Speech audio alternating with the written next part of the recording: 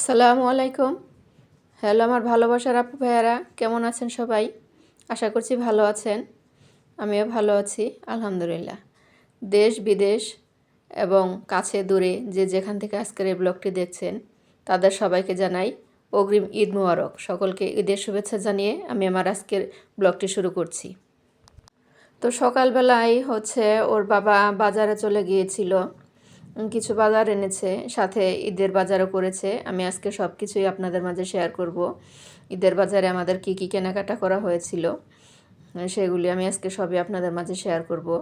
তো আমি প্রথমেই কিছু শাক আগে বেছে নিচ্ছিলাম, কারণ শাকগুলো খুবই একদম নাজেহাল অবস্থা ছিল। বেশিক্ষণ সময় গেলে হয়তো যে কটি শাক পাওয়া গেছে হয়তো তাও পাওয়া যাবে না, যার কারণে আমি আগে প্রথমে শাকগুলি একটু কেটে বেছে পরিষ্কার করে একটু ধুয়ে গুছিয়ে নিচ্ছিলাম।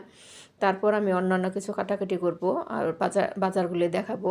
তো এদিক দিয়ে আমি একটু শাকগুলি কেটে বেছে গুছিয়ে নিয়ে তারপর আমি গিয়েছিলাম, একটা মুরগি নিয়ে এসেছে। এই তো মুরগিটা ওজন হচ্ছে 2 কেজি। তো এই মুরগিটা আমি রোস্ট করবো ঈদের দিন। তো রোস্ট করার জন্য অনেকে আছেন আবার বলতে পারেন এই মুরগি দিয়ে রোস্ট হয় নাকি? হ্যাঁ, এই মুরগি দিয়েও রোস্ট হয়। আমি রোস্ট করার জন্য এখানে এই মুরগিটাকে বড় বড় পিস করে কেটে নেব। তো আমি এখন এখানে মুরগি কাটার জন্য চলে যাচ্ছি। এই তো আমার মুরগিটা কাটা শেষ হয়ে গেছে। আমি কিন্তু মুরগির পিসগুলো রোস্টের জন্য একদম বড় বড় করে কেটে নিয়েছি, আমি কিন্তু ছোট করে কাটিনি। আর এখানে আমি 2 ভাগে ভাগ করে নিচ্ছিলাম। কিছু যেগুলি রোস্ট করা যাবে না সেগুলি আমি আলাদা সাইডে সরিয়ে রেখেছিলাম, হয়তো কোনো একদিন বাচ্চাকে রান্না করে দেব, রান্না করে খাওয়াবো। এর জন্য আমি 2 ভাগে ভাগ করে নিচ্ছিলাম। ঈদের কেনাকাটা তো আমরা কম বেশি সবাই করেছি, কিন্তু আমাদের আশেপাশে হয়তো এমনও কিছু গরিব ফ্যামিলি আছে যাদের সংসার চলে না, যাদের দিন এনে দিন খেতে হয়। আমরা ঈদের দিন চেষ্টা করব তাদের মুখে হাসি ফোটানোর জন্য, আমরা যাই রান্না করি না কেন তাদের সাথে নিয়ে একসাথে খাওয়ার জন্য, সুখটাকে খুশিটাকে একটু ভাগাভাগি করে নেওয়ার জন্য। তো এই তো এদিকে আমি মুরগিটা কেটে একদম ভাগ ভাগ করে ফ্রিজে রেখে তারপর আমি ফ্রিজটাকে একটু গ্লাস ক্লিনার দিয়ে পরিষ্কার করে নিচ্ছিলাম। কয়েকদিন হয়ে গেছে ফ্রিজটা পরিষ্কার করা হয় না। আর আমার ফ্রিজটাতে কি হয়েছে জানি না, একটু হাতের ছোঁয়া লাগলেই দাগ বসে যায়। আর দাগ বসে গেলেই দেখে খুব বিশ্রী মনে হয়, যে কারণে আমার প্রতিদিনই প্রায় গ্লাস ক্লিনার দিয়ে আমার ফ্রিজটাকে ক্লিন করতে হয়। তো এটা আমার একটা বড় একটা ঝামেলার কাজ। হয়তো আরও অনেকের যে ফ্রিজগুলো আছে তাদের এত মনে হয় পরিষ্কার করতে হয় না, আমারটা অনেক বেশি ক্লিন করতে হয়। আমার আগের ফ্রিজটা যে ছিল সেটাও কিন্তু আমি এতটা ক্লিন করিনি। এটি ক্লিন করতে করতে আমি যতটা বিরক্ত বোধ করি, আসলে এটাকে আমার একটা বাড়তি কাজ বা বাড়তি ঝামেলা বলে মনে হয়।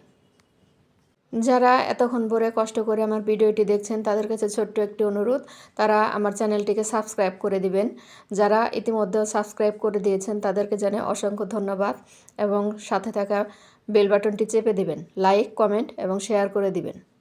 তো এই তো আমি চলে এসেছি আমার ঈদের বাজারে। তো ওর বাবা আজকে ঈদের সব বাজারগুলি করে নিয়েছে। তো আমার মেয়ে আপনাদের সকলের মাঝে একে একে সব কিছু বের করে দেখিয়ে দিচ্ছে। ঈদের বাজার দেখতে ও খুব বেশি পছন্দ করে, ঈদের বাজার দেখলে ও খুব খুশি হয় এবং সেগুলো নিজের হাতে গুছাতে বের করতে অনেক বেশি পছন্দ করে। তাই আমি ওকে দিয়েছিলাম, তুমি বের করো, আর আমি ক্যামেরায় ভিডিও করছিলাম। ঈদ মানে আনন্দ, ঈদ মানে খুশি, ঈদ মানে আনন্দ, খুশি, সুখ দুঃখ সব কিছু ভাগাভাগি করে নেওয়া। আর বাচ্চাদের আনন্দ ঈদের দিন বিভিন্ন জায়গায় ঘুরতে যাবে, বেড়াতে যাবে, বড়দের কাছ থেকে সালামি নেবে, এটা ওদের আনন্দ।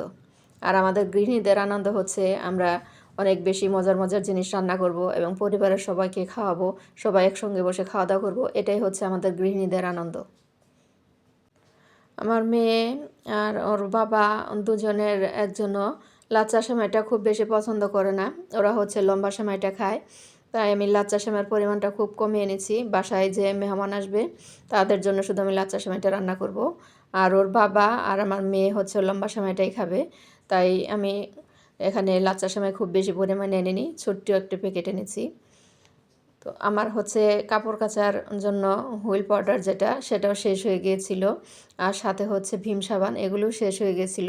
তো আমি যখন ঈদের বাজার লিস্ট করছিলাম তখন কিন্তু আমি এই হুইল পাউডার, ভীম সাবান এগুলির কথাও আমি বলে দিয়েছিলাম। তো তো সেগুলো নিয়ে এসেছে। এই তো দেখতে পাচ্ছেন এটা হচ্ছে কিশমিশ। কিশমিশ হচ্ছে আমি আরও এনেছি কিশমিশ, কাজু বাদাম, তারপর পেস্তা বাদাম, আরও বিভিন্ন ধরনের বাদাম অ্যাড করে আমি একটি বয়মে রেখে দিয়েছি, সেটাও আমি আপনাদেরকে দেখাবো। আর এটা হচ্ছে চীনা বাদাম। আমি বিভিন্ন ধরনের বাদাম আমি ঘরে রাখি, এটা বিভিন্ন রান্নায় আমার প্রয়োজন হয়, যে কারণে আমার সব কিছু বাদাম ঘরে রাখতে হয়। এই যে এখানে দেখতে পাচ্ছেন কাজু বাদাম, কিশমিশ, পেস্তা বাদাম, কাঠবাদাম সব কিছুই আমি এনে আলাদা বয়মে রেখে দিয়েছি। তো ভাবলাম যদি কম হয় সেজন্য আমি আরও এনেছি। এটা ছিল হচ্ছে এলাচটা রেখে দিলাম। আর এটা হচ্ছে চিনি। আর ভিনেগার আমি সবসময় বড় বোতল আনারই চেষ্টা করি। ভিনেগার আমার সংসারে খুবই দরকার হয়, খুব প্রয়োজনীয় একটি জিনিস। আমি ভিনেগার দিয়ে টক দই বানাই, ভিনেগার দিয়ে সস তৈরি করি, ভিনেগার দিয়ে বিভিন্ন আচার তৈরি করি, বিভিন্ন জিনিস ক্লিন করতে আমার ভিনেগারের প্রয়োজন হয়, যে কারণে আমি সবসময় চেষ্টা করি ভিনেগারটা বড় বোতল আনার জন্য। আর এখানে এটা হচ্ছে কালিজিরা চাউল। কালিজিরা চাউল 2 কেজি মনে হয় এনেছে, মানে মেবি আমি শিওর না, বলতে পারলাম না। তো আমার কাছে মনে হয়েছে 2 কেজি হবে, তাই আমি সেটাই বললাম। তো এখানে কিছু শসা এনেছে এটা সালাদ খাওয়ার জন্য। দেশি শসা অনেক খোঁজাখুঁজি করা হয়েছে, দেশি শসাটা পাইনি, তো হাইব্রিড শসা নিয়ে এসেছে।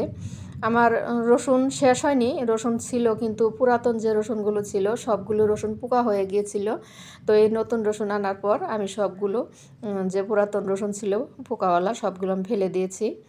তো এখানে আমার ডিম শেষ হয়ে গেছিলো। এখানে আছে 1 কেজি ডিম আছে।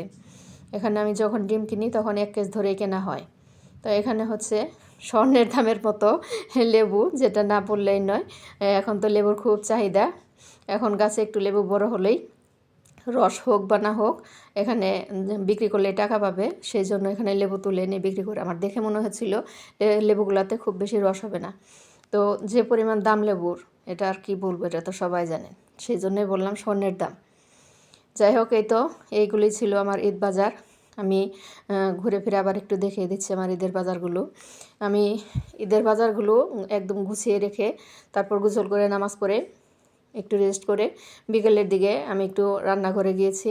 তো এখানে আমার সব কিছুই আইটেম করা শেষ হয়ে গেছে ইফতারের জন্য। একটা তরকারি শুধু বাদ ছিল, আমি কোনো কিছু আর ক্যামেরাবন্দি করতে পারিনি, সরি। তো আমি এখানে শুধু একটা তরকারি রান্না করেছি, যেটা সেহরিতে খাবো, সেই তরকারিটা আমি এখানে ক্যামেরা বন্ধ করেছি, সেটাই আমি আপনাদের মাঝে দেখালাম। তো আজকে আমি রান্না করব বেগুন দিয়ে নদীর ছোট মাছ।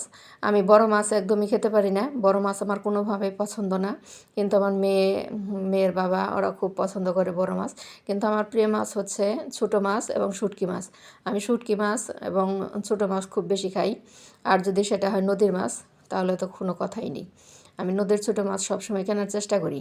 যতটা পারি আমি বাজারে গেলে আমি শুধু নদীর ছোট মাছটাই খুঁজি। এমনিতেও যে কোনো ধরনের ছোটো মাছ পছন্দ, তার মধ্যে নদীর ছোটো মাছটা অনেক বেশি পছন্দ। তো আজকেও আমি সেই নদীর ছোটো মাছ দিয়ে বেগুন দিয়ে রান্না করে নিচ্ছি। তো আমি পেঁয়াজগুলোই বেশ ভালোভাবে ফ্রাই করে নিয়ে প্রথমে একটু আদা রসুন পেস্ট করা এগুলি একটি তেলে দিয়ে ভেজে নিচ্ছিলাম, কাঁচা গন্ধটা দূর করে নিচ্ছিলাম। কাঁচা গন্ধ দূর হয়ে যাওয়ার পর আমি একটু পানি দিয়ে একে একে সব মশলা এখানে অ্যাড করে দিয়ে বেশ ভালোভাবে কষানোর জন্য এটিকে ঢেকে চুলার উপরে দিয়ে দেব। ফেসবুক খুললেই বেশিরভাগ সময় দেখতে পারি কোনো না কোনো অঞ্চলে প্রতিদিনই বৃষ্টি হচ্ছে, কিন্তু আমাদের টাঙ্গাইলে এখন পর্যন্ত বৃষ্টি হচ্ছিল না। আজকে প্রথম আমাদের টাঙ্গাইলে রহমতের বৃষ্টি হলো, আলহামদুলিল্লাহ। খুব বেশিও হয়নি, কিন্তু যা হয়েছে আমাদের এবছরের প্রথম বৃষ্টি। আমার একদম মন ছুঁয়ে গেছে, যেহেতু আমার বৃষ্টি অনেক পছন্দ।